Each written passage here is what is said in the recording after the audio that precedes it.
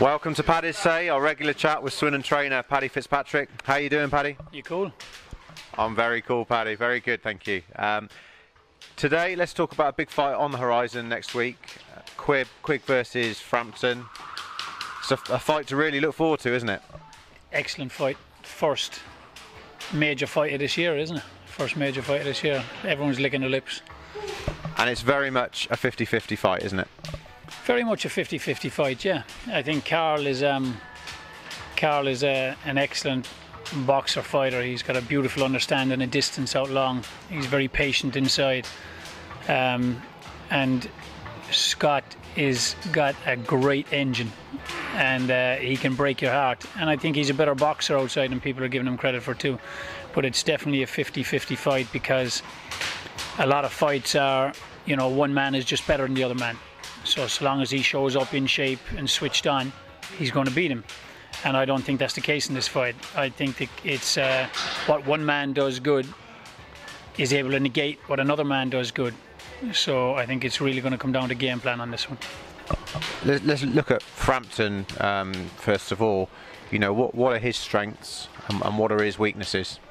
His strengths are a beautiful understanding of distance out long, a very effective jab. He's patient inside. He can punch, and you know, he's strong at the weight.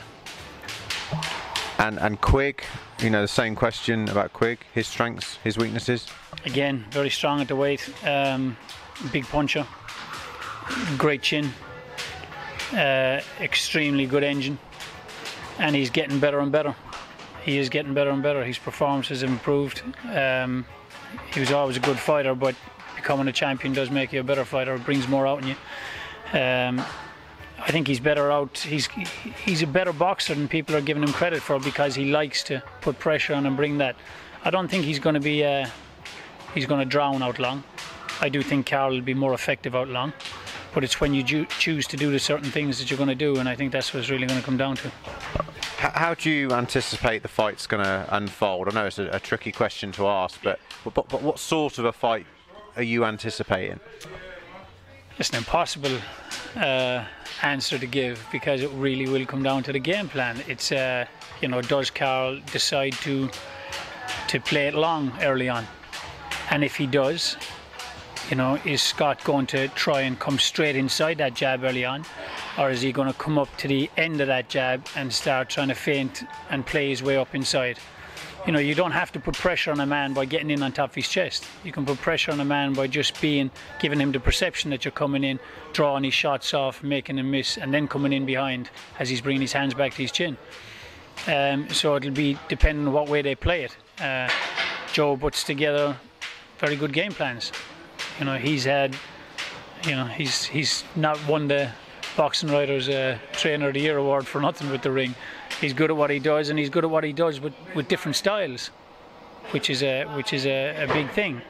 And Shane is going to have to now show in this fight that he can put the game plan together in this fight. You know, and that's against another man who's known for being good at it. So it's going to be interesting what way the first few rounds start off, what way they decide to play it.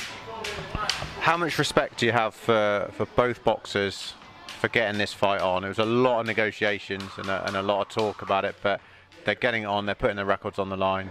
You've got to respect that, haven't you? Yeah, but both men are fighting men. Usually when fights don't get made, it's not usually down to the fighters. It's usually down to the people involved behind the backgrounds, you know, the promoters or the managers. And that's from a business perspective, you know. For example, people say that no one wants to fight Triple G. Well, no one wants to fight him because the risk outweighs the rewards. He's not yet a pay-per-view star. So why do you want to fight a guy who is demolishing people if you're not going to get paid handsomely for it? And with these two men, you know, Carl has been headlining 16,000-seater shows back in Ireland. So he's going to be being rewarded financially fine up until now anyway. So why would he be taking any kind of risk that he didn't need to take? That'll be the people behind the scenes making these decisions. Both men are fighting men. I'm sure that they would have fought each other at any stage, so long as everything lined up right. But now it's on pay-per-view, everything's lined up right. Both men are getting paid handsomely, and it's time to get it on. But you got to respect any fighter, and some fighters, just want to fight the best men there and be known as the man in their division. And both of these men, that's what they want to be known as. Talking off camera a second ago, you likened the fight to a previous Ricky Hatton fight, didn't you? Yeah, it's for me, I keep getting a sense of Hatton Costa because, and I'm sure some people would jump all over me now when I say this, but Carl is similar to Costa. I'm not saying he's the same, he's similar. He's got a lovely understanding of distance.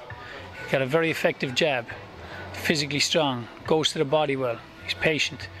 They're all things that you saw in Costa.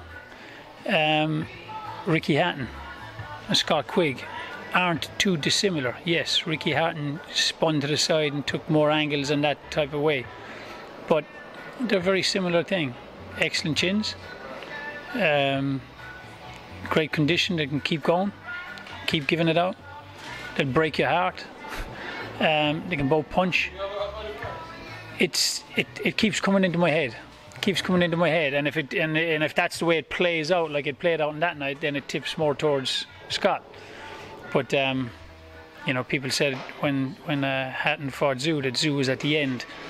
It was the last fight in his career because he lost. It ended up being the last fight in his career. But up until that point, he was still performing excellently. So but I do get a sense of that. I do keep thinking about those two similar styles. And thinking that, if Scott did decide to set a screw you pace, here I come, and both men are going to get hit regardless. First of all, it's boxing, you don't swim without getting wet, and second of all, the way their styles will match up, there ain't one man going to be dominating without getting clipped. So both men will be asked questions and have to go through some bits. But if Scott Quigg is prepared to just, okay, I've taken those few and here I'm still here, then Carl is going to have to be able to work hard and strong down that final pace. I don't think Carl's going to be able to box at the pace he wants to be able to box at. That'll be a big factor. Do you see the fight going the distance? Could do. There's lots of fights where you say, that definitely ain't going to distance, and then it does. I think both fighters have got the utmost respect for each other. It doesn't matter what they say. They both know that this is a big night and a big fight. They've both got respect for each other. I don't think none of them are going to go in there and just be reckless. When I talk about Scott setting a screw you pace, I don't mean that he's just going to come in face first and take it to him. He's not ignorant. Joe Gallagher's far from it. They're going to come in with a game plan and pace. So, will it go the distance? Who knows? Both men have the ability to take each other out. So it could go that way.